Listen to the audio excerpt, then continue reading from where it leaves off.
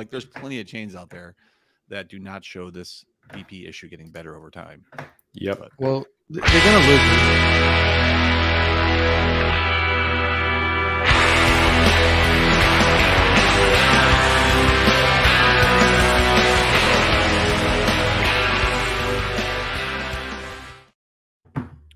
Hello and welcome to Game of Nodes, a weekly podcast from independent validator there's teams. something else. You see, it's all about tension and release. That's the secret to comedy. I heard that on a comedian's podcast.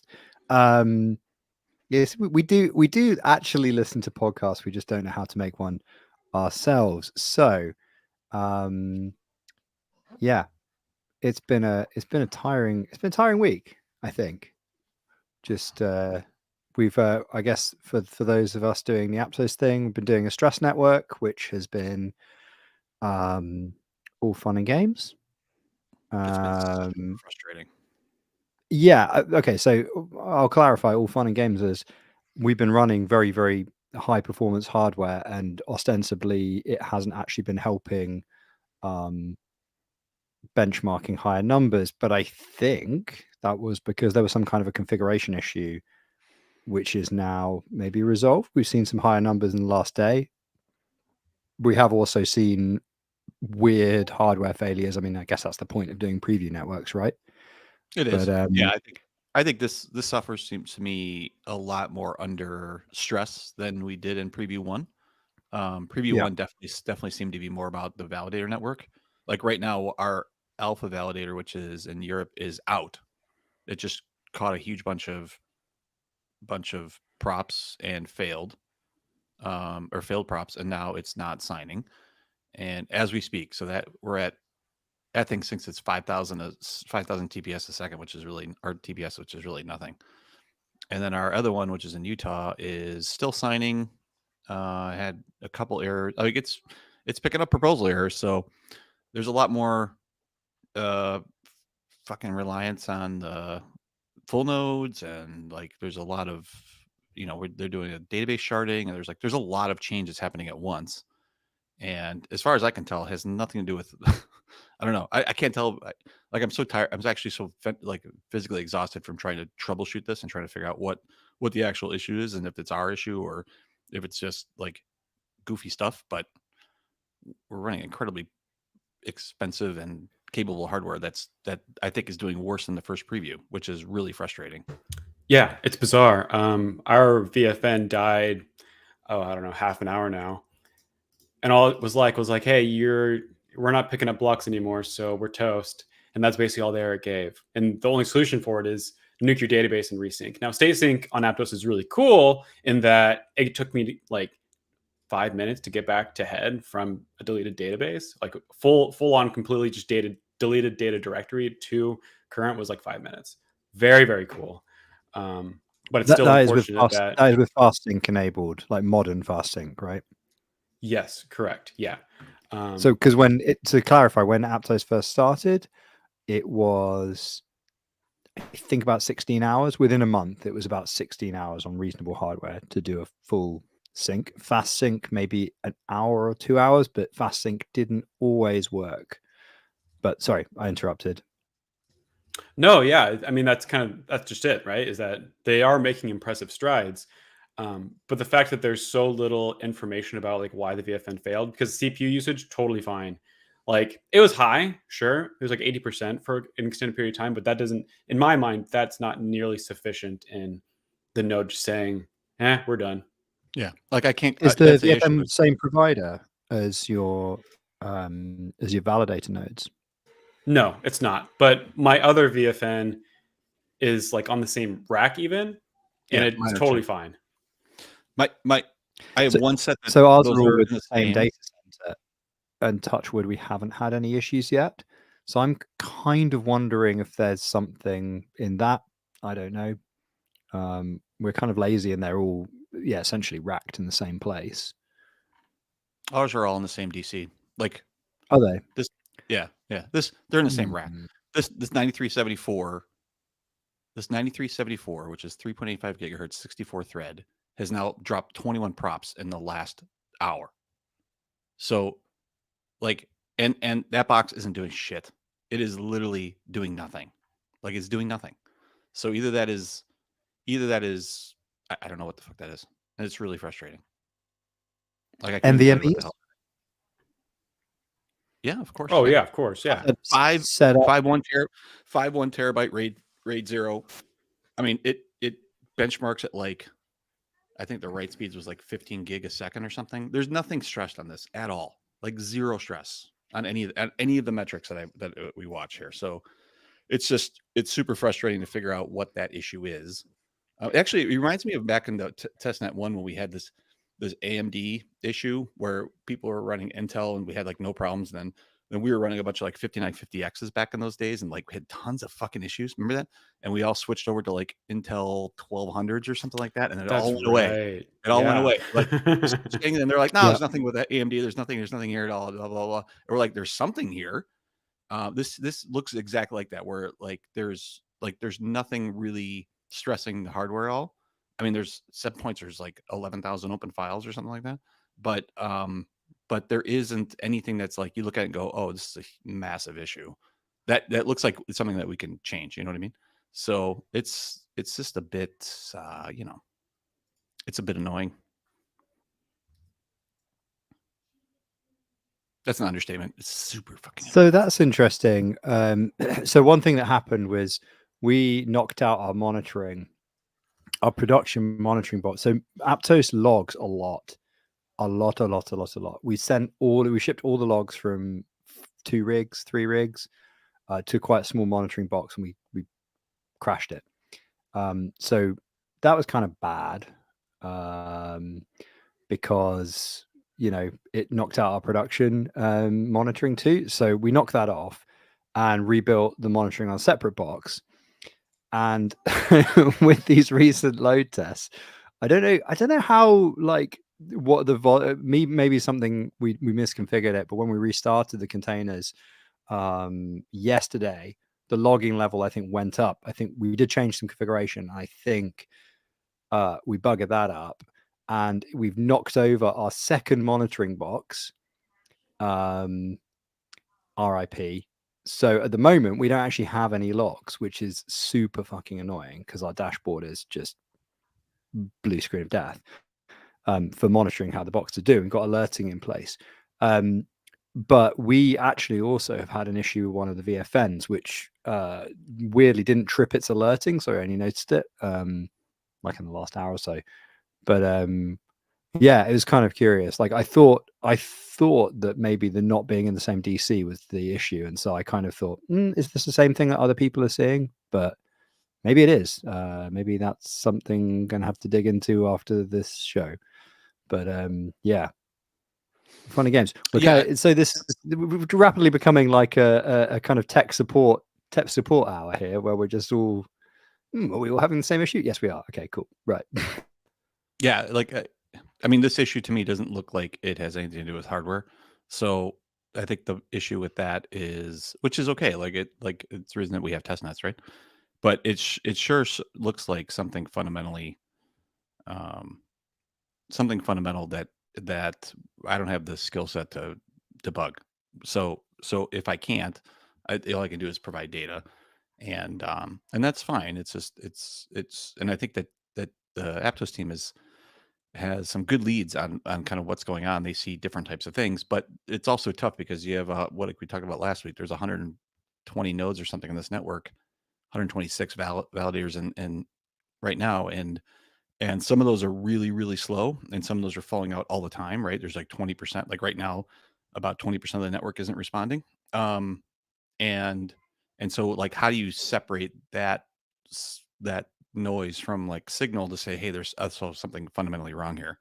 So that piece it's tough because it's so distributed right now with that I think it's difficult to be able to bring a voice to that conversation to say this is the data that I'm seeing and have that be like, oh, this is definitely something that we should be going to look at versus like, oh, it just gets bundled into other types of things.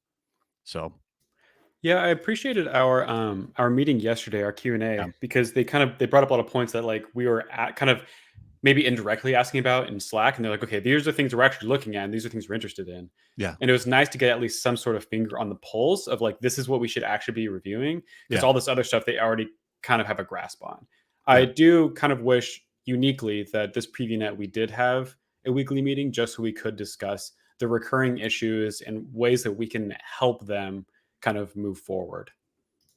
Yeah, I think that's right. Yeah. Yeah, I think we could push for that too. I think we could there's no reason for that to wait, until after this is over, because Slack is like it's really tough to actually keep a good thread going in there as well, because what ends up happening is you have a thread of, a bunch of information, and then somebody will post something at the main level, and there's a ton of stuff under that information, and then people like repost or rethread, repost something that's in the thread, and it's a really difficult tool set to be able to kind of build something around, like in these areas. So I yeah, even getting it together and get like some higher level guidance and conversation is good. So we'll see what happens. Right now, I think it's just right now I'm just frustrated. But that frustration comes from wanting to be able to do well in this and be able to provide the right data. And I feel like on both of those fronts, it's difficult to be able to do that. So, but yeah, our alpha node came back and then it just got booted again, which is freaking crazy to me. It's like literally the fastest chip on the planet. In a weird way, I feel kind of the opposite about this preview net. The last preview net, I felt like it was less about testing the network and more about testing the operators. And so to me, it felt Fair very enough. frustrating that like we weren't given a lot of information and we didn't know how we're actually being reviewed. This preview net, I don't know if it's true or not, but it feels more like they're actually trying to do something, and that something may or may not be working. And for that may or may not be working, I think that this is what the preview net should have been for, right? It's for like, hey, we have something that might be really cool. We might be able to work this out. It's going to be bloody expensive, but we want to try it. That's Yeah. what my imagining of a preview net should have been, not the previous one. The previous one to me was just like, I mean, it kind of fell back to the name. The original name was StressNet, right? Stressed everyone out. That's what that was. This feels more akin to what I expected.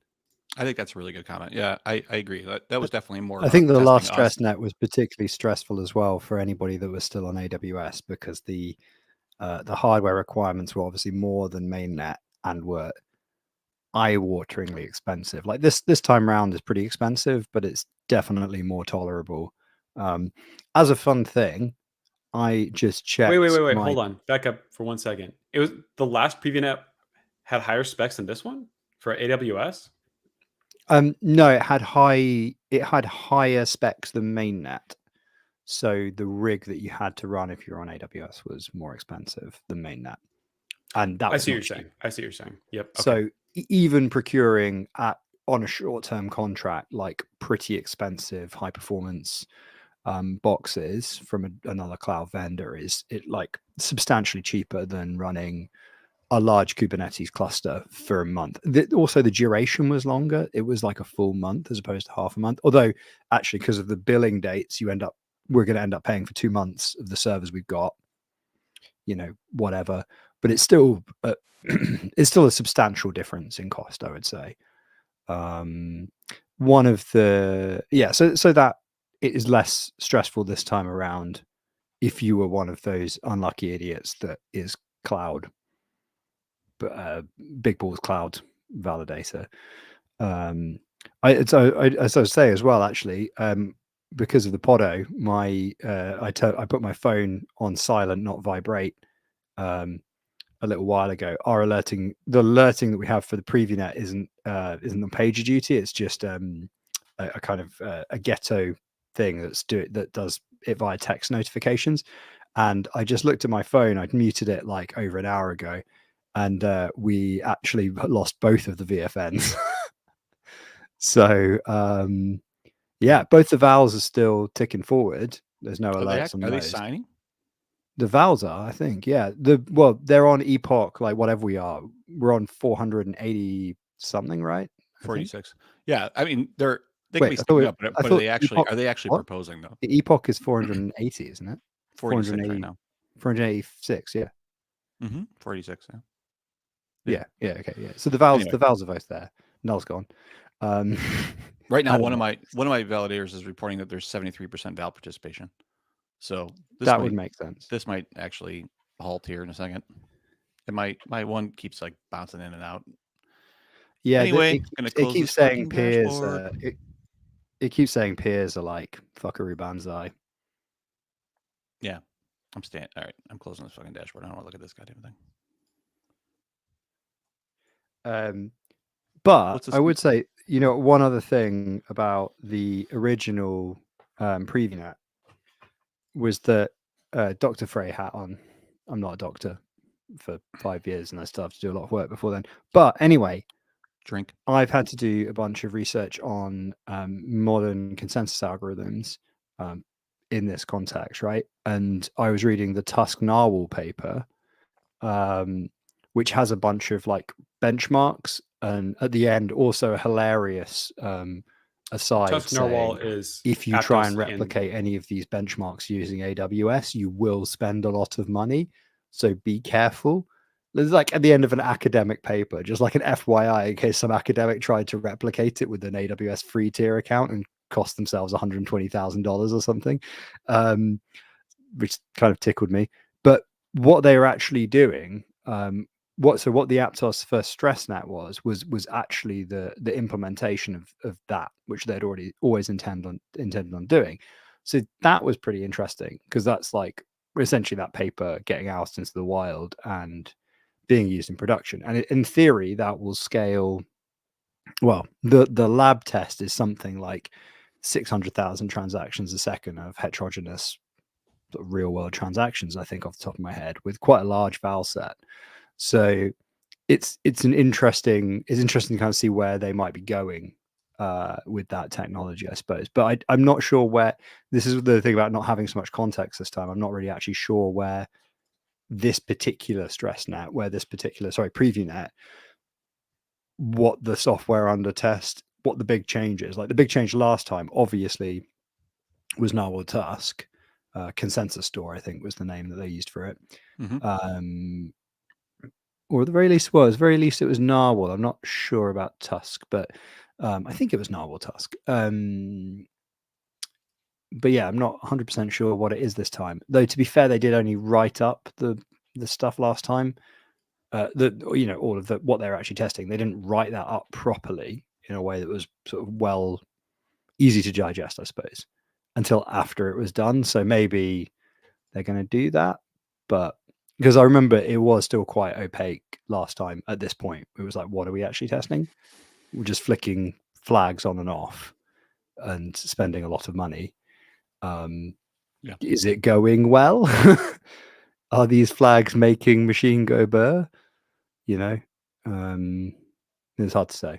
So yeah, it's a good question, because I know that obviously the sharding piece was a one part of this release here, which I don't know if that's had any effect or not, honestly. I mean, I don't have the details to understand that, but because I was actually looking at that also after doing a little bit more and like understanding how RocksDB worked on that type of shard structure, and like what makes the most sense in terms of where those shards should sit, and pathways and all that kind of stuff. And it's some things I definitely see, which is like the number of actual open connections to those shards, and like how many processes are writing to them and all that kind of stuff. But and I don't know if this performance issue that we've seen in these bursts, which I think are still less than what we had in PrevNet 1, are those related to that change, or is that and I think Alden might have mentioned this in the call too. He said there's like from PrevNet 1 to now, there's been so much additional changes in this binary. It's not even the same thing, right? And there's like the architectural differences and just the functionality and everything else is so different that you can't really look at apples to apples, which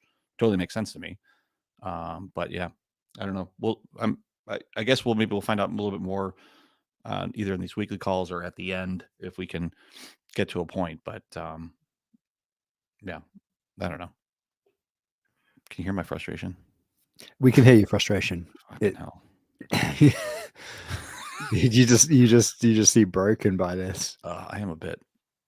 Yeah. I am a bit. I mean, I have to be honest, the prospect of troubleshooting and bringing back up 2 VFNs after this has really put a dampener on my evening. The VFN stuff is, I mean, that's super simple. Just basically now you can do it in 2 commands: is delete that database and make sure that state syncs in there and restart. Like that VFN syncs in like less than 3 minutes. Like it's like Really? right there. Oh yeah. Put that state sync, what Schultz had in there. That state sync structure. Delete the database. Restart it. It'll be done in like 3 minutes. It's Holy bad. shit! It's great. It's great. So Was this the the issue, state sync? Was this the state sync you posted on Discord? Yes, yeah. but you don't need to modify it anymore. He said that the new binary that we upgraded to yesterday actually has that as the default now. Oh, So you it can just does. delete it, restart it, You and it's don't good even to have to go. do shit. That's cool. Yep. That's So quite cool. so that didn't work for So it's literally yesterday 'cause I was Docker on the old Compose binary. down dash V and Docker Compose up. Oh Yeah. yeah. That's madness. Yeah, very Okay, cool. I've changed my mind. Automation is amazing. It's incredible. And if you got the best bit as well, there is an Ansible task for that. So it could literally be Ansible Just playbook recycle. colon latest for life, right? never use never use actual tags. Just fuck it. Just colon latest down up. Fuck it. Yeah, exactly. That Doesn't makes matter. shit. Nobody gives a shit. No. We actually the level of paranoia is hard. The versions and whatnot are actually hard coded into a compose file, because then it means that you can't screw up passing environment via shell or any other. Like, there's nothing that can float around in your session that might change what it is. There's only editing the file that tells you what the state of the world should be. And when that file changes, the daemon will go, "Oh, hold up, there've been changes." It's just like changing a changing a systemd file or whatever, it says like, whoa, there've been changes to this unit file. Yeah. You should do something about that because you're a professional. And you go, yeah, okay, all right, I'll treat you. Why not? I'll try. Why not? Forget about it. Let's talk more Aptos because I think this is keeping Null really entertained. It's keeping Null awake, I think. I quit having coffee this week, and I just fucking can't hear anything you're saying anyway. How'd So you do that? You look particularly broken this morning. Yeah, look at the bags under your eyes. I am so fucked. What have you been After doing? I just stopped drinking coffee. Why? It's like someone has just walked around with a bat next to me and just fucking wailed on my head for like the last few days. Stop drinking beer too. That's fucking Jesus, brutal. what is going on? So my body's Cool just turkey. readjusting into I'm like a ghoul now. I just like Like, did you go wander like around and 100% shit. methamphamphetamines or what? Like, what are you doing? Did you just like you fucking move I over? need some That's how it shit. works, I think, right? Yeah, you gotta get Need some gear. no drugs me- at all. Are you like drug free now? No eans anymore. I got no eans. No eans, no caffeines. Uh, Why? Man, that's tough. Yeah, you haven't given us the why yet, and I need to know. I don't like. You're all coffee drinkers, right? Long-term coffee drinkers. Have you ever stopped before? Yeah, it's horrible. Yeah, like- but like- Yeah, it's after pretty the good. horrible goes, then like it's a little bit better. No. Yeah.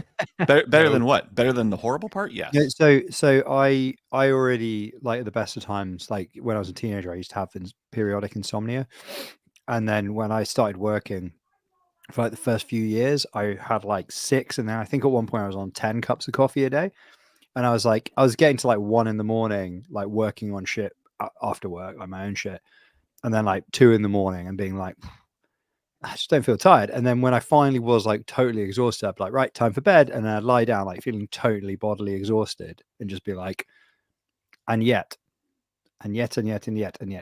something is not letting me sleep. And like a normal person in their 20s, I just dealt with that for several years and just kept burning the candle at both ends. And then I'd, like a fucking idiot, just woke up one morning and went, hang on a minute. I wonder if it's because I'm having 10 cups of coffee a day and it's actually like impossible to adjust to that much caffeine. No, it's possible to adjust that much caffeine. So yeah, I gradually just started knocking, like how you deal with a baby sleeping, right? You just start knocking out naps. I just started knocking out coffees until I'm replacing them with first tea, because it's got way less caffeine, but it's still got some. And then after I went backpacking in China, where it's actually much harder to get coffee, especially in rural China. I kind of most places you would be able to find someone somewhere to get a coffee maybe in the morning, but it was kind of a ball ache, and I ended up going down to 2 coffees, like morning and lunch, and then green tea for the rest of the day, and then I just kept that routine when I came home. Like the first few days I was in China, I was in a fucking state. I literally, and I was jet lagged as well. I was so fucked. I was just wandering around Beijing, just like, fuck, I'm so tired. But it ended up being for the best, I think. I can It sleep is. I when I it's feel like time to sleep. I feel like once you get over that tiredness and headaches, like I feel like you're just more like of a more leveled out to a degree. I don't know. I feel like you're sort of I don't know. You end up drinking too much coffee, and I'm getting to the point where like the coffee's getting a bit much. So I just thought it best to just stop for a while, and it's not going well at the moment. But you know, Then we yesterday jump. I had some I had to bump an afternoon meeting because I had some meetings in the morning and did some work in the morning, and I went to the gym at 10, and I came back from the gym at midday, and I was supposed to have a meeting at 1:30, and I fucking just couldn't come back. I was done. I had to lay down on the couch and have a sleep. I had to call them up and say, "Can we move the meeting till tomorrow? Because I'm wrecked. I can't do anything."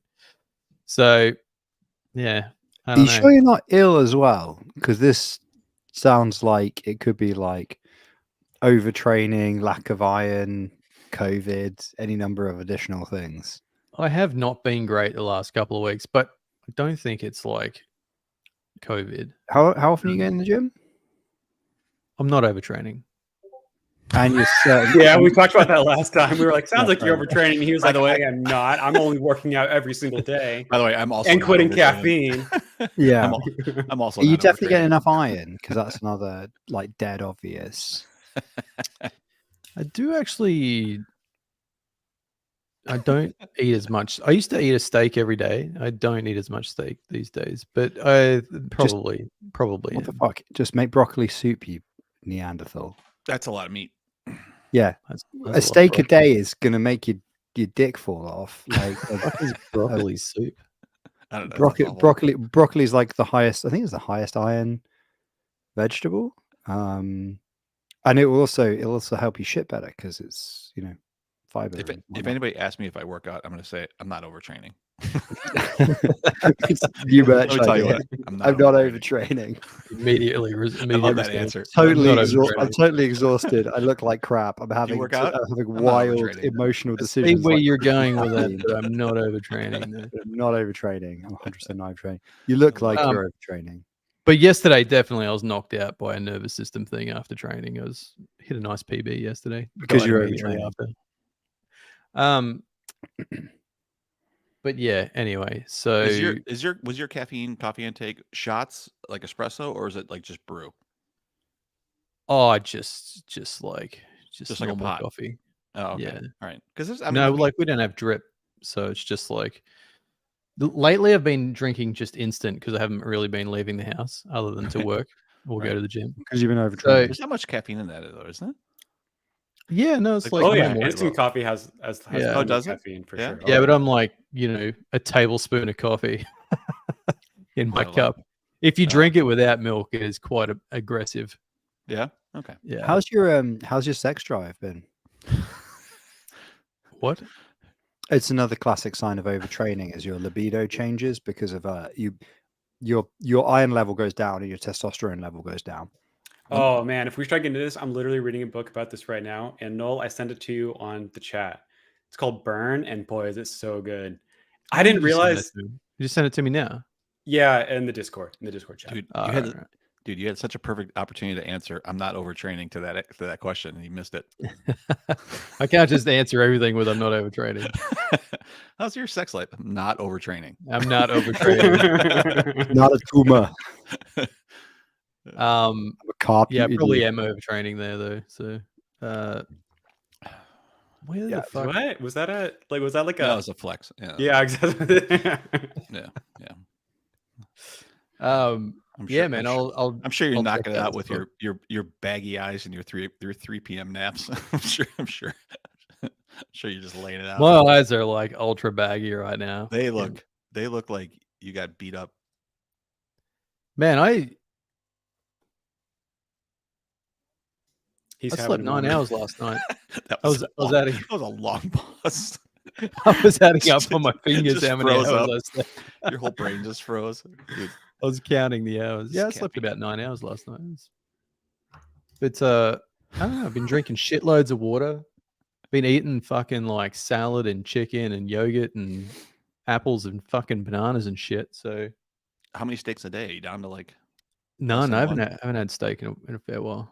Hmm. I do have 2 melting in the fridge at the moment though. So 2 steaks for dinner tonight, Gonna break that- baby. Well, You're not okay. I think your motivation is wrong. I think that there's differences between having a shitload of caffeine and no caffeine. Think about life is about moderation. That What's you're wrong at- with you're having at no the caffeine extremes. though? Is there something wrong with that? Am I? I think we just stepping on talked about some it for the kind last of 15 covenant? minutes. Did I mean, just you see? literally- All or nothing is a very strange way of living life. I think Usurper's right. Did I I think- see a tea bag in that cup though? Yeah, this is Caffeine-free, though, This right? is not a caffeine tea. This is ginger tea.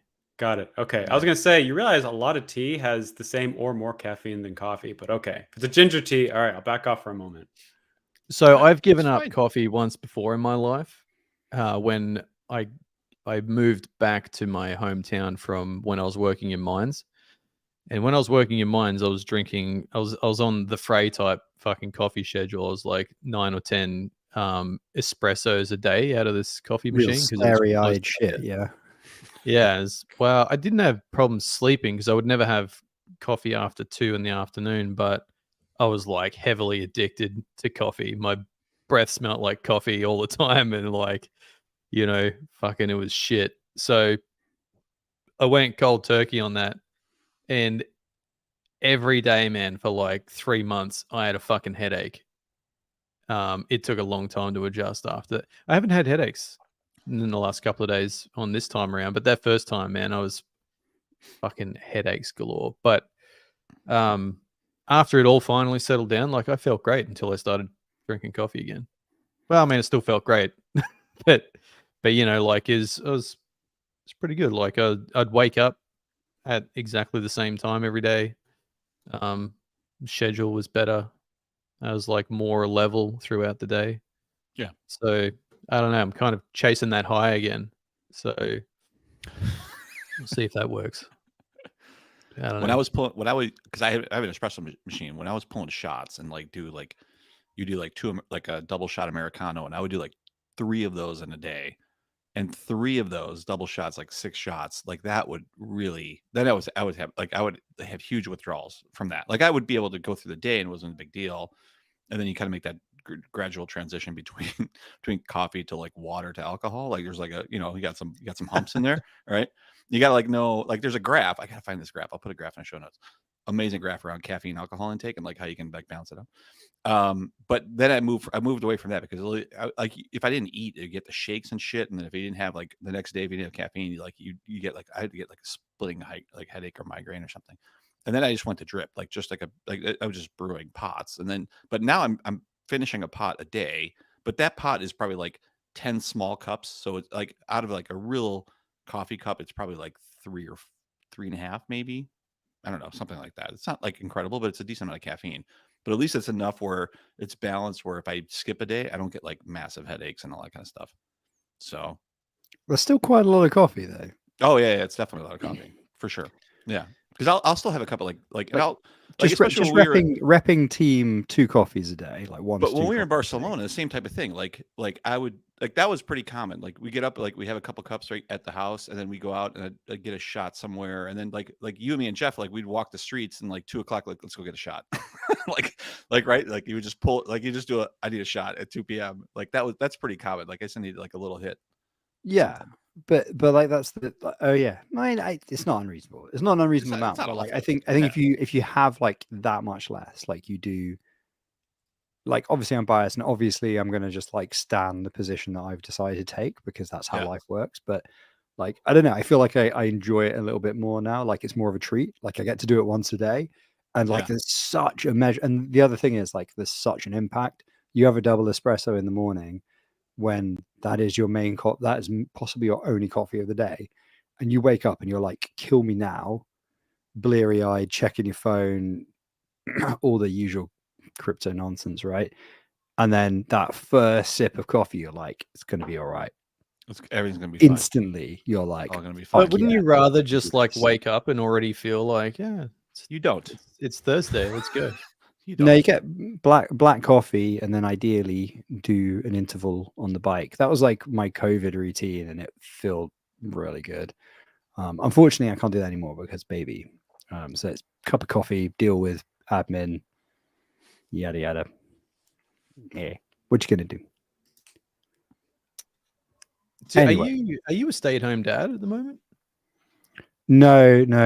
I go into the office, but I do pick up in the afternoon from nursery, and I do. To be fair, I have one day a week where I am a stay-at-home dad because nursery is really expensive. Yeah, it's crazy. It's crazy expensive. It's like the Yeah. price of a mortgage. It's fucking bananas. Yeah. Like, Yeah. I don't actually know how people afford to have 2 kids. Would be my review of how expensive nursery is. I don't know how we would do it. Somebody stops working. That's how Right. it happens. Yeah, Well, like doesn't like, someone just like stay with the kids? If And look you after the can do fucking that, things. if you can do Yeah. that, otherwise I think you struggle for a bunch of years while you have daycare, and then hopefully you have school that picks up. Like, full day kindergarten is usually you get a lot of people doing full day kindergarten, but before it used to be like mostly half day. That's Yeah, 5. So I you get think the first with 5 years, you really got to push it. yeah, I think if we wanted to, we'd literally have to wait till one was in school to be able to afford it. Yeah. And even that, like first grade even is like what, 8:30 to 2 or something like that, 2:30 or something. So it's not like it's a full day. Even, Oh, so. I think here it's 8:30 to 4. Really 4:00? Yeah, that late. Yeah, just straight like school is school. Yeah. I think they might stop the kind of lessons at a time, but I don't think you pick them up that early. I could be wrong. Maybe I am, and I'm going to find that out. You're gonna the find out painful way pretty in soon, a few right? years' time. But yeah, at the So moment, Rama says that 2 kids 3 days a week in Australia is roughly the average Australian's beer budget. That is dirt cheap. That's what he fucking said. bullshit. There's no way it's actually that cheap. Sorry, yeah, we I do need actually receipts spend or more than that something. on beer. But 300. 2 kids, 3 days a week, 300 Aussie dollars. What's That's 300 pound a 200. box? That's 200 a United States dollary dues. Yeah, okay, so fucking mind.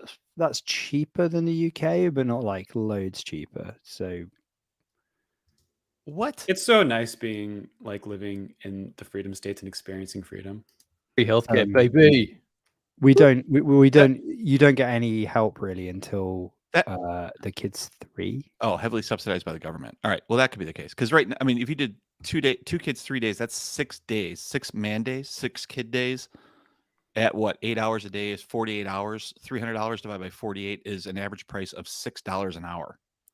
Yeah, That- that would be something like $2,000 in the UK. 2 It would- kids, it would- 2 it kids, would be- 3 days a week. That would be, It would I be think, 4 times that here. Yeah, easily. Let me go Like do it the was math. easily $25 an hour a kid, right? Easily, actually. Government subsidized daycare is a pretty good thing. I mean, Yeah. there's studies that prove that like for every dollar they put into government subsidized returns. healthcare, childcare, but also like school lunches, you get Yeah. like $4 to $6 Oh, back in God, terms of yeah, like right. return. fucking- Or just GDP, right? You're adding the GDP Shit, because isn't it? people are not dealing with healthcare costs. So right? 1,800. Well, yeah, there's that too. $1,850 is what 2 kids 3 days a week would cost. Where we are in the UK, which isn't even the most expensive place. Pounds or dollars? Dollars, $1,850. No. I just converted what it would cost into dollars. That seems more likely. Yeah, Yeah. that's kind of what it costs here. But there's a really interesting thing. I know we're not talking about crypto at all here, but whatever. It's great. I love it. They're in so How's the weather? in France, their childhood obesity is some of the lowest in Europe, and I think probably in the developed world. And it's largely tied, at least the explanation, the theory is right. It's largely tied to early years nutrition because that's a strong indicator of not being obese later in life, right? And what's really, really interesting and sad, right, is that that tenet of the kind of the state's provision of sort of child welfare has sort of slackened off over time, and you Okay. can literally see like the obesity level then, like with like a 10-year lag or whatever, start to pick up towards the European average, and you're like, what are you doing? Like literally, what are you doing? Like it's insane. Like you have a relatively healthy food culture and you're throwing it away. In the UK, like child poverty is super bad because there's not really a lot of support for early years stuff. It's very like rich people have nannies and all that other shit, and they're like everybody else can just fucking work it out. So it's just not a and there's this kind of like streak of meanness where people are kind of like it's like it's a person's responsibility or whatever, I think is like what some people think. And then I don't know if people it's weird. I don't really know who votes for things, right? Because the statistics show that a lot of people would be affected by that policy, and yet a lot of people vote for the party that is not going to help them by continuing that policy and keeping their children in poverty. I mean, that's like the story's oldest time, right? Yeah. Not to be condescending about it. It's just, I think it's more me being resigned to the reality of like, you're like, okay, so you're not getting something you need and you're saying you need it and you're angry that you don't have it. And then you're going to vote for the person that actively takes it away from you. Like, that doesn't, It's compute to me. very, I think a lot of those things, like you see them and they're very ashaming. They make me very ashamed of my country. Like childhood poverty statistics is like one of those things where you're like, this is shameful. I saw something else that made me ashamed the other day, which was I was in the city and I saw somebody walking between traffic begging at cars, which I previously have only seen while backpacking in the third world. And I've not seen that in a British city before. And I was like, Really? That's like super mega common here. I've seen it in Really? like every major city. Oh yeah. Oh yeah. In Portland, like every single street corner, every single one. Now, granted, Portland's a little unique in how bad it is, but oh yeah. I don't know. Maybe it's just like I don't know. I think like that kind of begging. I don't think I've really seen. Yeah, whatever. I don't know. Somebody correct me if they've seen it before in the UK. I don't know. But My I was like, Zabbix, things are bad. my Zabbix wonderful server monitoring is telling me that the load average of my validator full nodes on Aptos are too high because the CPU load is over 1.5, and right now my current load is 150. Okie dokie then. Kind of blew it out there, brother. Yeah. So by the way, you're 100x over what our threshold is. Thanks. Yeah, maybe I should restart those VFNs that are fucked over here. That just means you up the threshold, baby. No shit. I need to, because like everything I run is at 1.5. What the fuck is that? That's nothing. That thing, Okay. if that thing's not showing a load of 30, it's not paying the fucking bills. Let's go. I'm going to do drill tweet of the week, and then I'm going to go restart these nodes during the show because Now we only got 40 minutes. You've already ignored it for 4 that hours. seems like a plan. Right, Schultzy, it's you this time. Say when. Stop the first one. Stop the first one. First one. We are in the section Mayor. No. I want the very first tweet in the book. Nice. Oh, Numero uno, baby. Nice. I just turned to the first page. It's not a tweet, but the dedication at the front of the book reads, "This book is dedicated to everyone who has ever died." And only the letter O in one is capitalized. That's pretty funny. Okay, so the first tweet in the entire book is in the section animals, and it reads, "Animals can have spirit animals too." It works. Okay. You know, FYI, in case you were sleeping. There are actually some very good tweets on the second page. "I fear my tropical fish no longer respect me after I accidentally stumbled backwards and smushed my asshole right up against their $3,000 tank." That's actually really funny. That feels like the Aptos stress net right there. I A feel little like, bit. I feel like my infrastructure provider no longer respects me. Did he use the They use the term smushed. Was that what it was? Was it smushed my asshole or smashed? Smushed is perfect. You know, I gotta say Uh, about this preview net, it Fantastic. was kind of fun watching people scramble and then infrastructure providers being like, "Hey, do you know what we're getting in stock like in 2 weeks? It's in Chicago. How do you like that?" And I'd be like, "Yeah, man, I don't care." Just because they knew that we were part of Aptos and that everyone was seeking like the 9274 Oh, yeah. Fs. Yeah. I got like 6 messages from infra providers. Like Cherry Service messaged me, and I was Did like, they? "Yeah, They're all getting the same shit. yeah." Hey, brother. How do they know? I don't know. I'm guessing someone had meetings of like, "Hey, I'm trying to find this server at this price, Yeah. whatever." Then someone else happened, and then it just kind of. Fucking up. drug dealers, man. I know exactly right. Yeah. It's like, hey, you got that thing you're looking for? I got it. Yeah, I got a little bit. I'll give you 20 minutes on the 9474F if you want it. Yeah, exactly. Free. First 15 minutes free. First 15 minutes. Run your Ansible. Do some stats. Let me know. Only $1,200 a month. See how quickly your Ansible script executes. It's only Yeah, $1,200 a baby. month. Ooh. Run some stats. So Terabyte of RAM. I just recently moved my Zabbix to like a server in Sydney. Oh my god, my experience is a lot better now. Where was it before? Was it in Europe? I never realized like how much lag there was, like when I'd load pages and shit. And just like it being near me is just so much better. I took a second of latency out of my monitoring and Yeah, like I click a button and it just comes up right away instead of like, hello, how are you today? Here's some credits. Here's some fucking certificates. Oh, okay, very good. Good day. Here's some data. But yeah, Man discovers Anyway. network latency in real time. You heard it here first. It does make a difference. All right, So, should we do some news? well, I was going to say somebody who mentioned the coffee. Was it you, Seb, who mentioned the coffee beer curve? Transition. Yeah. A Well, little there's a bit of caffeine curve, which is like a popular meme, but yeah, there's also like a second one, which is like so how you roll a little segue from that one, and a little follow up, I guess, from last week is like you might have heard of the Bulmer curve, and we were obviously talking about the psychotherapy thing from last week. The link is in the show notes. One of the funny corollaries of that is that obviously we had a little chuckle about Jay's tirade, but Jay also linked a new thread entirely to dump Cosmos drama in the history of Cosmos drama, as he called it, I believe. And that thread is amazing. It's the thread that keeps on giving. But there's somebody who is like a different kind of Cosmos truther, but maybe just the same level of intense, kind of swings into the chat at one point and just fires off a bunch of questions.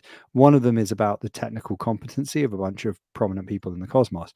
One of them is Jacob G. And amongst other things, Jay fires back, Jacob G as a manager is a great idea if you're drunk. And then Jacob G appears in the chat and then responds by essentially saying like, "Oh, are we talking about the Bulmer Peak? Well, maybe." And the thread is just, it's so wild. It's so great. It's just every character that you know and love being the character that you know and love. So I recommend that as a follow-on read. That's my follow-up on that thread on the Cosmos forum. Enjoyed that muchly. There's a lot in this. I've never looked at this Cosmos forum before, but it's like the same 12 names constantly bickering and arguing against each other. Is that really what this A is? lot in there. Just Rama and Bendy arguing. There's a lot in this. I guess it's one of our news items. I'm looking at a thread on here about our understanding of the Cosmos Hub mempool issues, which our newsman, not on the behest of Game of Nodes, we should state publicly. On the behest of Game of Nodes. No, not on the behest. Somehow, I guess, broke Cosmos or something. Knew about an issue. Did something. Yeah, The so description of the exploit is in the sheet. Yeah. So basically, you just do IBC Oh. transactions with like it's crazy. Yeah, I just Do realized IBC that transactions maybe. with really Well, I large mean, memo it's in the fields? public domain, right? It's happened now. So you just do IBC transactions with really large memo fields? Is that kind of that's the Wrinkle Brain approach of breaking IBC? Is that it? Yep. Which took down 5 validators. So why would it be just valid? Why would it just be 5? It was just the ones who are going to Probably the propose. shitty ones. Shitter Oh, hardware. shitty. Yeah. Okay. So So it's like the original on a really early version of CosmWasm, you could do a very similar type of attack. Mhm. And you may remember in one of the Astarte networks, we took down the entire Val set. It was either Lucina or Astarte, I can't remember which. We took down the Val set with a really, really similar attack. And the code for it was unbelievably noddy. I think it was literally a Rust buffer with the whole of Moby Dick posted into it. Yeah. And then, like, no, I'm not even kidding. I think it was literally the whole of Moby Dick as a static string. Yeah. And then it was just like, essentially, send this payload multiplied by a big integer. And then we just ran it on a local machine, found the biggest number that would work as a multiplier before the gas meter said, whoa, what the fuck is this? And like if you went one number below that, it would just anybody with bad RAM or like not sufficient RAM would get absolutely wrecked by the size of the string coming down the pipe. And not only the string coming down the pipe, but the string coming down the pipe multiple times, like just over and over and over into the mempool. I think it might have actually been a relation of the same issue. But anyway, nostalgia, that one. Love to see it. So Well it looks done, like, Rama. so I guess this has been talked about for a while, and Jacob is not relentless in telling us how long it's been talked about. And it looks like that our newsman just took it on himself to make it a reality. It's just out there having a go, man. Just having a go, Just which I having a love. He did the right thing, right? Oh, is this the one where Jacob G posted that thread being like, I will invite you to a Google group where No, I'll tell you about a thing? Was that whatever it different? is, it's not about the actual issue. It's about showing how he either thought of it or it's been pushing it or something else. And then there's like 75 fucking Slack and Discord screenshots. Like all that shit has to happen, right? Like that's all that has to come, right? So Imager gets filled up and their buffers get filled up with all the screenshots of how right people are. Anyway, Very important. very important, Here's right? my It's really what evidence, that's bro. that's the core of the issue is like really identifying who knew about this first and like who was ignored. I mean, that's really the most important part. It's of really, all, really like, important issue. that It's the people core get of credit blockchain. for a thing. The core Yeah. of blockchain is really understanding who figured it out first and making sure they get credit for it, There, away from the actual issue. it's the validator code, man. You got to submit your evidence. That's right. Right. That's right. I need evidence, and it usually means screenshots of 800 personal conversations and all this shit where people are ignored. Okay, it's fine. Oh, Ding. Ding. Validate Yeah. it down. So anyway, so our newsman attacks the network, shows in a very light way, right? Shows that this is a vulnerability, and now actually it looks like it's getting some traction. So I see a lot of informal conversations, Zachy, everybody else kind of getting in there and talking about what they want to do with it. Now, I assume that also means that and it's not just it has nothing to do with the hub, right?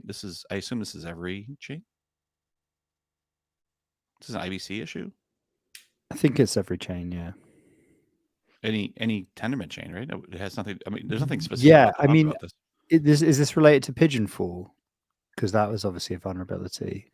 I don't know. I can do a search for pigeon in this thread though. They spell pigeon. Nope. Because off the top of my head, because there was one of the vulnerabilities that got patched was Pigeonfall, wasn't it? And that I know that some chains got hit by that this week, and some validators got toasted because they hadn't updated. Okay. Well, I don't know if this is. I mean, so I'm glad Rama made a shit show out of it, and now. Like, thanks, Rama. Rama. This is what your Game of Nodes Patreon dollars are funding. Don't forget to like and subscribe, and don't forget to join our Patreon where you can hang out with the whole of the Game of You can get Nerds the cast. behind the And join- scenes. Get uh, access the to our uncut video. exclusive Discord server and join one of the And- most happening communities.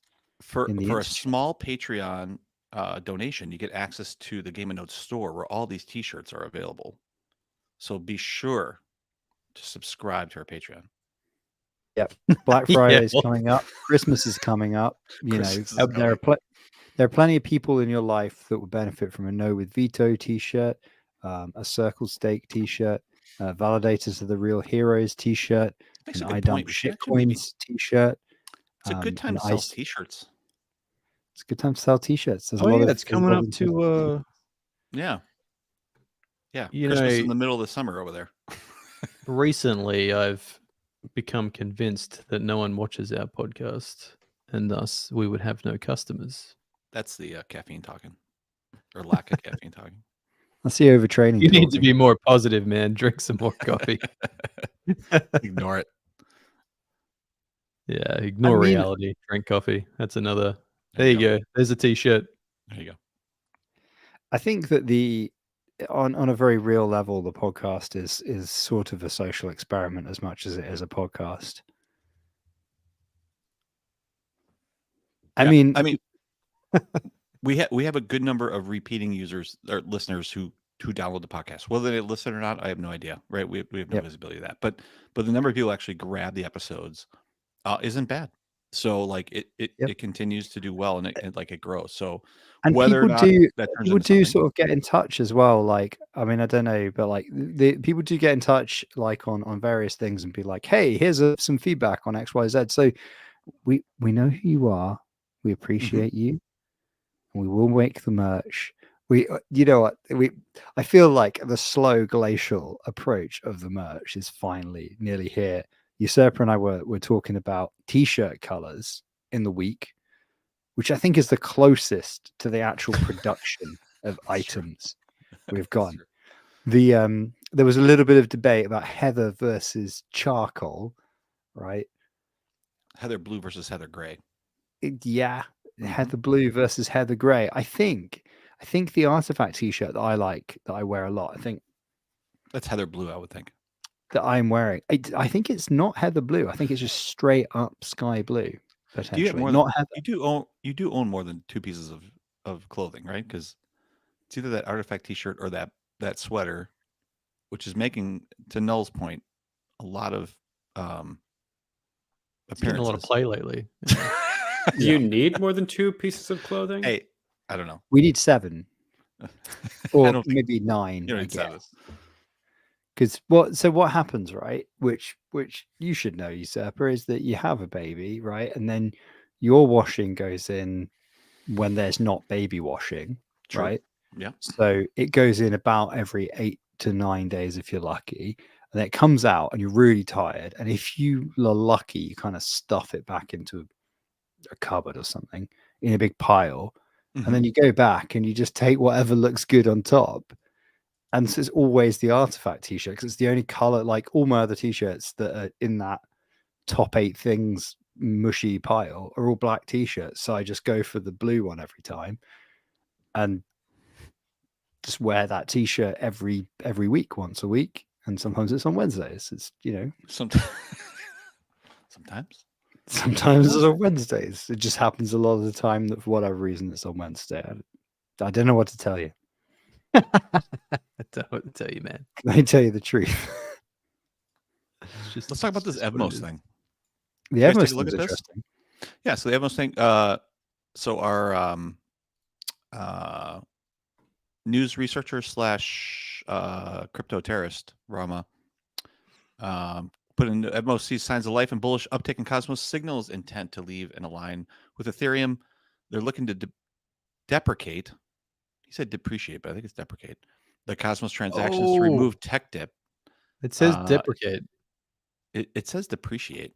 Definitely says depreciate. Oh yeah, it says depreciate. It's like Rama. seriously, dude. Can you even see through those eyes? It's such an Cosmos ugly- transaction remove tech debt, increase development efficiency, and take an Ethereum first approach to alignment. So I'll put a link in the show notes to both their Twitter as well as a little bit of a Medium type structure on that. It looks like it's going to start some point in Q2 next year. They want to be done by Q4 next year. Did I read that, or Q3 next year? Anyway, it's a long fucking ways out. And something interesting I thought something in here was, I don't know about the tech debt piece. I can't really talk to that, or the efficiency side. But I'm trying.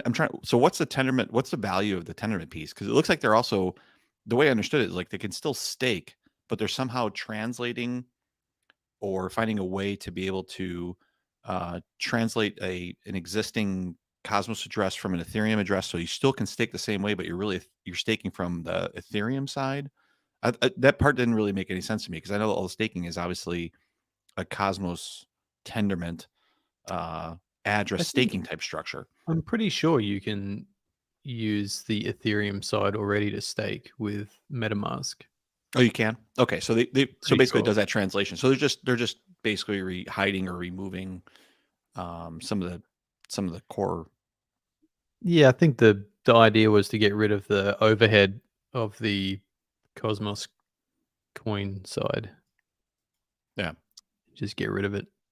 But I don't know if that means that then they're going to get rid of WASM. I don't know. I guess then it's just going to be like EVM. Yeah. Well, Yeah. EVM is WASM, so It is, yeah. so not getting rid of WASM.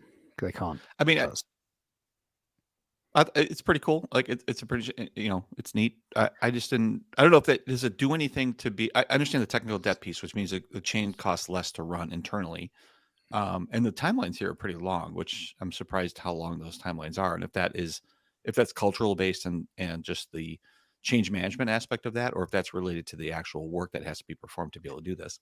Because that's a pretty long runway for Evmos at 7 cents, and you know what I mean. Like to say that we're gonna release this in a year.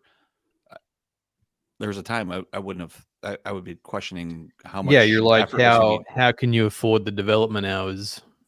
like, is that, how large is that team in a year from now, based on this market and like anyway, I don't know, but I don't know. So basically, the summary of what's happening here, right, is that there's a few moving parts here. There's my understanding, right? There's the EVM, right? For those more familiar with CosmWasm, every time you hear EVM, think CosmWasm, think smart contracts, right? So Ethereum is just a ledger with the EVM on top, right? So all the party mainly happens at EVM level with a little bit of. In the past, obviously, there was a proof of work ledger at the bottom of the stack, and now there is a proof of stake ledger. So there is actually a kind of additional layer that's at the native level that there wasn't before, but we'll kind of hand wave away that complexity and say that mostly like the party happens as smart contracts, right? So in Juno and in Evmos, there is the ledger. There's also the consensus system, the consensus bit being Tendermint. And then there is the essentially all of the native Cosmos functionality. So the transaction part that they're referring to here, which is provided by the Cosmos SDK. So that's governance, staking, blah, blah, blah, any custom modules, right? Mm-hmm. And then there's the EVM, which is all the smart contract stuff. So my understanding of this is it's effectively like saying, okay, we're not going to support the SDK part anymore. We're just going to have it as like the bare minimum of glue code to make the EVM run, to drive the ledger. But you can't submit transactions to effectively that Cosmos SDK shim in the middle of the stack anymore. You can only interact with stuff that's in the EVM layer. So because they already support Ethereum transactions, right? So presumably the piece that they would do is to support, because they already support staking, right, via that Ethereum message type. So the staking presumably is a shim going through the Cosmos SDK part. So the Cosmos SDK bit is interpreting that Ethereum transaction and writing it to the ledger. So all they're doing is basically removing the parts of the SDK that interact with it in a way that the Cosmos chains that use the SDK in a normal way expect to do. So Mhm. in a sense, this isn't that dissimilar from something like Larry's original idea behind CW SDK, right? Which, when we've talked about on this podcast a lot, we talked about it with Ethan, whatever, 18 months ago, a long time ago, when we were saying, oh, well, is there an avenue for a Rust SDK, or should it just be, a virtual machine? That is essentially what the CW SDK idea is, right? Which is to remove everything but the shim part of the SDK, or that interaction layer essentially, and just have the VM handling as much as possible, really. In this case, it's as much as possible, except for the staking bit is my understanding. And there you go. Reese is in the chat. He said they deprecated their Ethermint fork, so they are moving to something else entirely, it seems. So there you go. So this has quite a wide-ranging set of effects for them as a team, and I think it also has some other effects for the ecosystem too. And Null is so shocked; he's literally had like a spit take, like a lady in a Regency drama. He's just spat his tea on the floor in shock at the diss that's been laid at the SDK's door. Nope. Nope. Nope. No. Didn't He's happen. non-responsive. He's not had the coffee. Seriously, this is such a bad decision on your point on this caffeine thing. No, we'll talk about it next week. I know you think there's like a light at the end of this tunnel. It's just there's not. Okay, there's not. There's one of my favorite lines. One of my favorite lines from the comedy show The Thick of It in the UK is, "This is like the Shawshank Redemption, except with more crawling through shit and no fucking redemption." There's no end. There's no end to the tube. You just keep crawling and crawling and crawling. Yeah, I can't remember what the context is. I think it's a pep talk. I think it's like somebody's basically shouting at a bunch of people who are fucked up. And he's like, "What did you expect? This is like the Shawshank Redemption, except How with long more is this crawling through shit and no fucking redemption." How long is this pipe? Amazing. I think that's it for the news. Oh, Sam's in jail. Yeah, who gives a shit. He was in jail before, right? No. I think he was put on. Beach Oh, house. I thought he had. Yeah, I thought he had his bail revoked at some point because he was talking or some shit, and they pulled him back in. Yeah, fuck him. Tampering with the witnesses. Yeah, something like that. Like he was. I thought he was on house arrest, but he from a Malibu beach house, and he somehow broke that because he was talking to the press or talking to somebody, trying to make his case. What do you get? Well, he didn't get sentenced yet, right? That's coming up, 107 years or something like that. Possible. Yeah, sentencing's like months away. Yeah, So- March. It's like next year, right? He's not going anywhere, so it doesn't matter. You could take your time. Yeah, it's gonna be longer than this. Well, he then has another trial, right? So it's not over for him. He has correct. another trial and another sentencing, and What's the second trial? more bullshit, Haircut. more fucking stealing. I think it's a criminal versus civil trial is what's going on. So I think that this was the criminal trial. Another one is civil. If I remember correctly, I could very well be wrong there. That's what It's like in happens. Different. Everybody rolls over. You get these years start adding up, and oh shit, there we start jumping ship. He's gonna do some time though. Yeah, I think. Long story short, he's fucked. What about what's her face from Alameda? That's Null's legal Caroline assessment. Ellison. He's been watching the legal Eagle channel, and his assessment is Didn't Allison just like Caroline, right? So did Yeah. she plea out? She sung. Is basically what happened. She took a plea deal. Yeah. She plead, right? So she's not. Is she facing any time, even with her plea? I don't think so. That's From what I was insane, 'cause reading. because she was basically taking funds, right? Like she was running a VC / investment arm that was taking funds from Sam and FTX to be able to float it. Like she was clearly an accomplice. Alameda thing. Yeah, it was Like, she can't conspiracy. walk, She was right? the other conspirer. Is she gonna walk? Like just that's it? Get the fuck out of the country? disappear? That's the one. Yeah. Put on the big false moustache. Sp- Just like, hola, my name is Senor Burns. ¿Cómo estás? That's how you do it, Uh, right? That's right. That's what you I've do. learned That's right. all of my dealing with the law from The Simpsons, and I'm pretty sure you can just do that, right? Yeah, so it looks like she is going to get some sort of punishment, but she's not going to face any sort of jail time. Crazy. Yeah. What other punishment is there? Fucking no. I don't know, fines. I mean, she might be like house arrest or this or that, or I mean, she might. Obviously, she can't hold a role the way she has, but what the hell? She's lucky. I think to the get out of this, worst. man. I think like the worst non-jail punishment you could get these days is like you can't use the internet. Lol. Yeah, You're banned from the internet for 107 years. You have to put your Zabbix server on the other side of your. On the other Oh side man, of the globe. it would be a drag to not have YouTube, but I think you get over it, right? I Yeah, don't think you would. I don't know. Actually, it's tough. Everyone else would be like, "Hey man, did DVDs, you see man. that thing?" You're like, "Fuck." That's the only no." subscription I don't mind paying for. YouTube Premium. That's the only one. The You rest pay of for them. it? After You're- I totally yeah, pay I- for YouTube. It's You're totally the one worth it. guy. It is I have totally. It YouTube is Premium. totally worth it. It is. And 100% after worth it. fucking like 7 or 8 years of YouTube Premium, they sent me an email the other day and they said, "Son, we're jacking up your price now.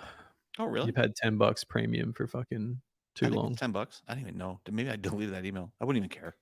Don't Well, tell me. 10 bucks, 10 Kanga bucks I've been paying. So it's about I'm- 7 United States Yeah, dollars. keep I think I just pay the people directly on Patreon. I don't use YouTube Premium. I don't use YouTube. So I Premium. pay way more than $15 a month, like towards YouTubers, but I just, I don't know. I mean, relatively directly. Patreon takes like, 20% or whatever.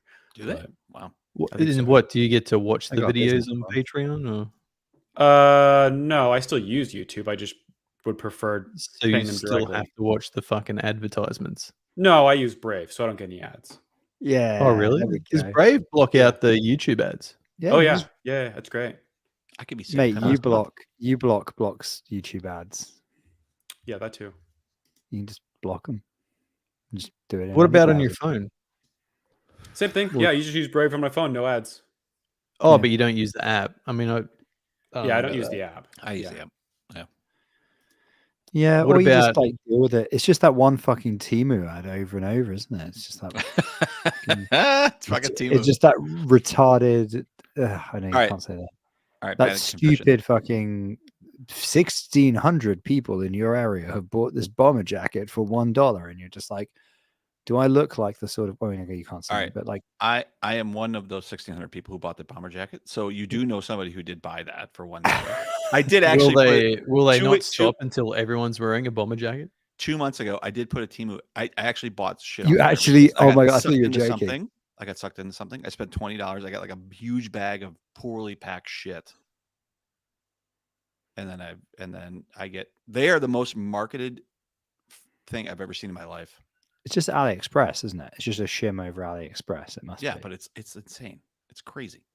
Like just the amount of like spin this wheel, get $20 off, this, that, whatever else. Like it's constant. It's unbelievable. Like I might, if I didn't turn it off, I might get like, I'm not even kidding, maybe 40 push notifications a day.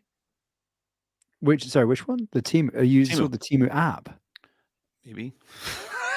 What? Shut up. You do realize they've now owned your phone. You No. know, you need to cycle every single They're in a validator box. key. They're in a box. Okay, Maybe. I'm gonna give them your email. don't do that. I'm Oh my giving- god! You know what the worst thing?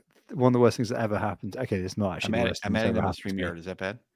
I just suddenly remembered, like, I was about to say a thing. And I was like, "This is the worst thing that's ever happened to me," and then I remembered some of the actual worst things that happened to me. I was like, "This is even in the same ballpark." Anyway, the worst thing that's ever happened to me was as a prank in secondary school. Some bullies at my school signed up for about 10 or 15 dating sites and put my fucking email because one of my friends had given them my fucking actual email. Hot. I don't fucking know why. And literally for 10 years after that, I was still getting bullshit. They just ticked. It was a genius, evil thing to do. They just ticked every single box on the interested page every single box on the send me marketing. Yes, you can sell my data.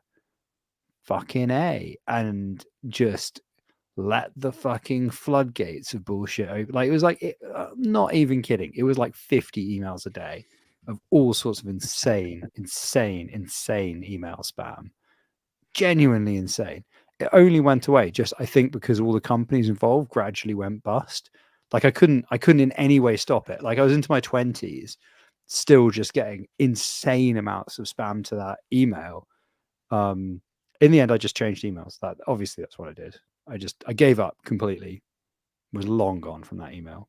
There used to be a couple of really good sites that were doing that too. I forget what it was. It used to be like Adam and Eve and a bunch of other ones that like you put somebody's email in there and it would sign them up on every single email form that it had. It was like 3,000 or 4,000 email forms or something like that. But then they started shutting those That's things messed down. up. Yeah, That's really messed up. it was really good because it used to be like as a spam tool. Like, I'm going to use this to be able to test the spam type structure, and then obviously, like, well, I'm going to put the phrase name in here, like, to see what happens. So Yeah, it would just auto. But now, like, it's so much controlled now because you really can't auto sign anybody up in anything anymore. Not like yeah, more fucking A. Things are better. The times have changed. except for Timo.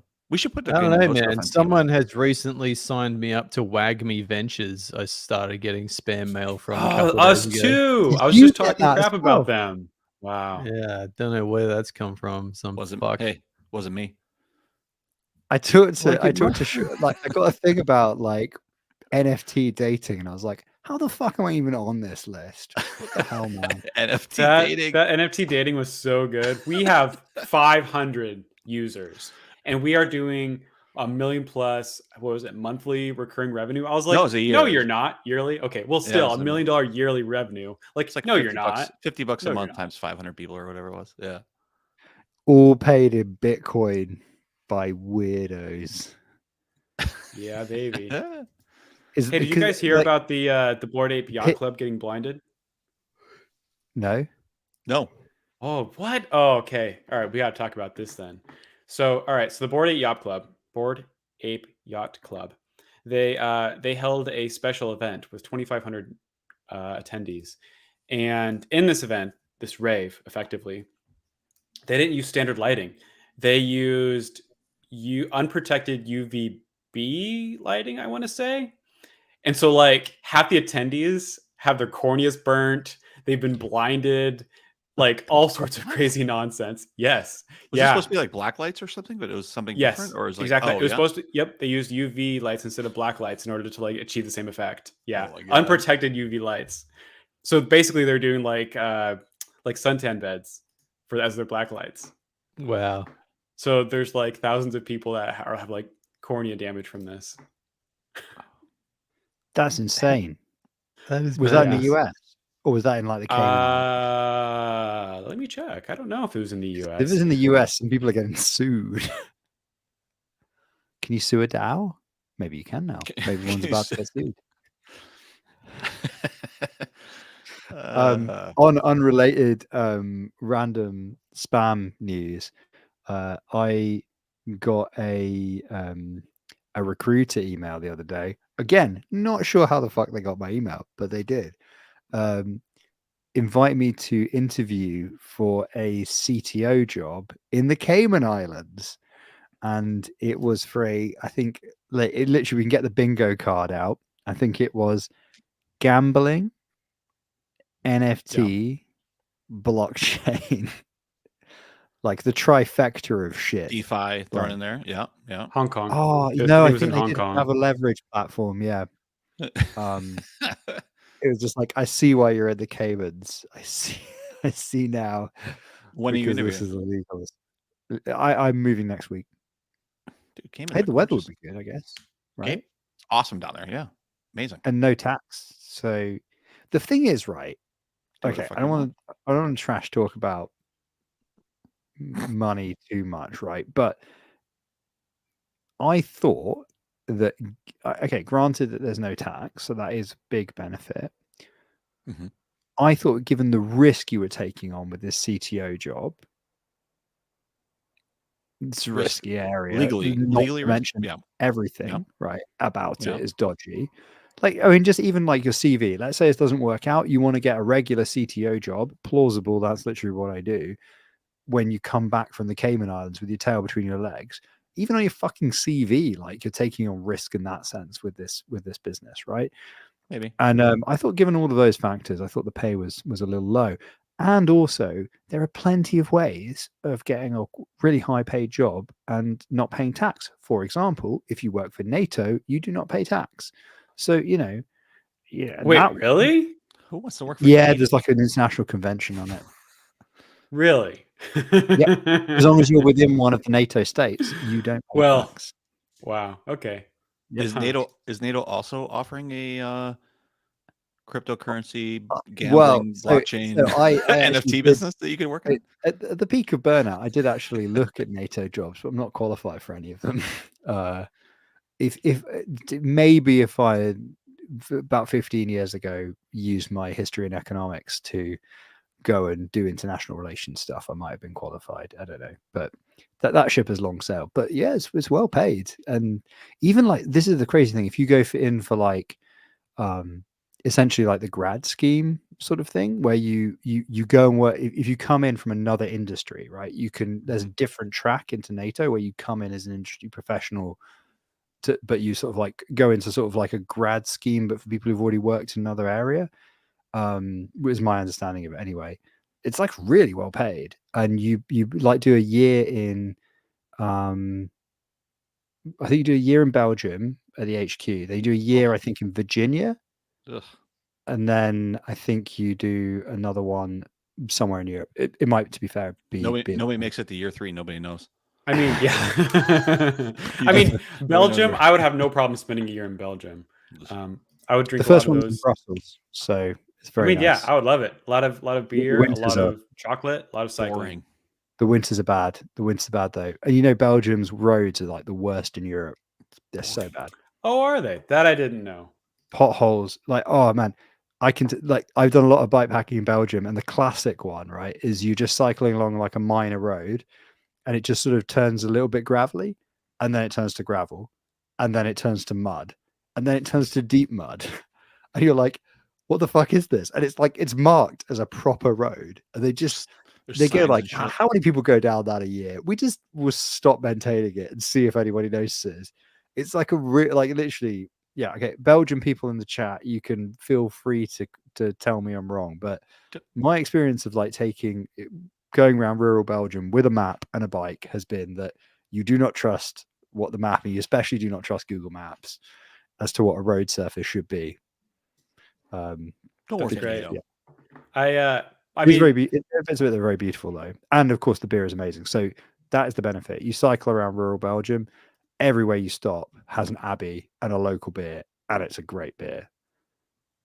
And beer is isotonic, so it's good for exercise recovery. Mhm. that's not true, is it? No, it's not true. Beer lowers your testosterone. So then you Beer wouldn't help- is isotonic though. Okay, so in this one realm of like things that can help you recover, it slides right in. It's like So it's chocolate milk. dehydrating, it lowers your testosterone, it gives you a headache, it makes you perform worse the next day, but it is isotonic. Perfect. Amazing. Does the job. Does the job. Sold. Don't Yeah. work for NATO. If it's a hot day, if it's a hot day and you're sweating, like Belgian summers, to be fair, are quite hot. Like like in Germany, how the winters are really cold, but the summers are really hot compared to the UK No. anyway. No, I don't know that, but great. Same as you. Because we have the Gulf Stream, so it's quite wet here. You might have heard the Britain's wet. That's why. Wait, Germany doesn't have the Gulf Stream? That isn't. Well, I figured that because it's pretty close to it, that it would. Okay. Well, 'cause Anyway, continue. it's in the sea, isn't it? And they're like quite inland.